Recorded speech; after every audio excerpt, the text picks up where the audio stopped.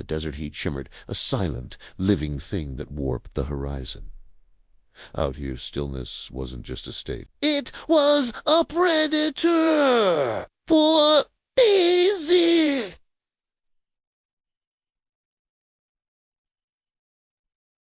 The only sounds had been the grit of sand against my boots and the frantic thump of my own heart. They thought leaving me in this endless ocean of rust and rock was a death sentence.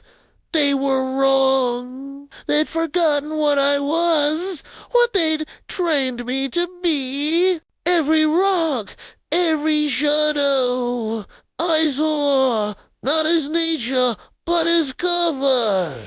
Every gust of wind wasn't a whisper of the wild, but a variable in a calculation. It stripped me of everything, my gear, my comms, my identity.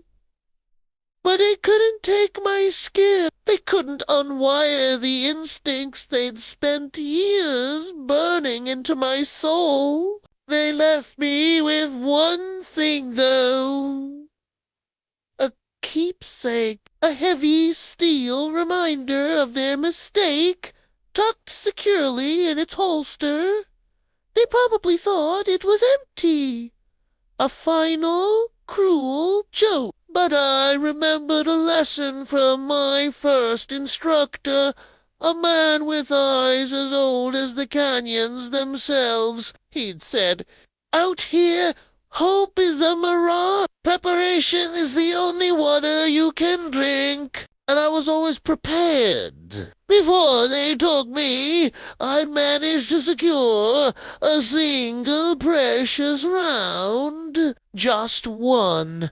Not a lot to work with, but in the desert, one is infinitely more than zero. One is a key, one is a message, one is a promise. For 3 days, I tracked them, not by sight, but by the subtle disturbances they left in the sand.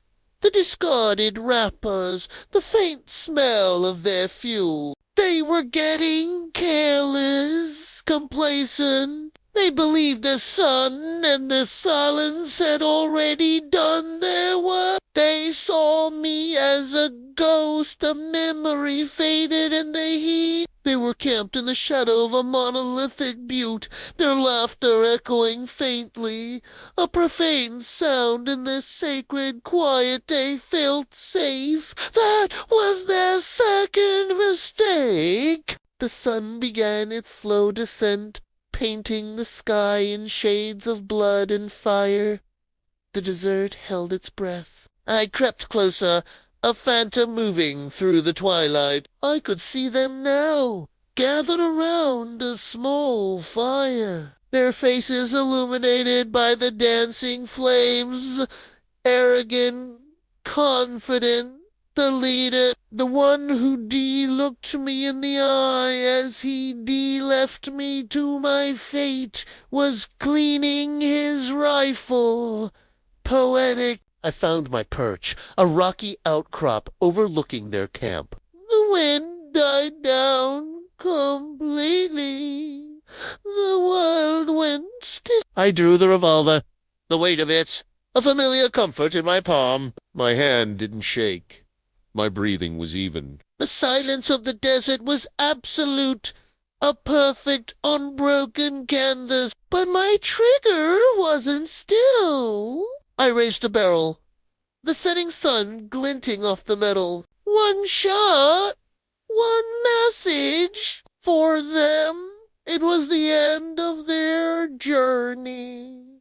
For me, it was just the beginning of mine. Thank you for watching. If you enjoyed this story, don't forget to like, subscribe, and hit that notification bell for more content like this. See you in the next one.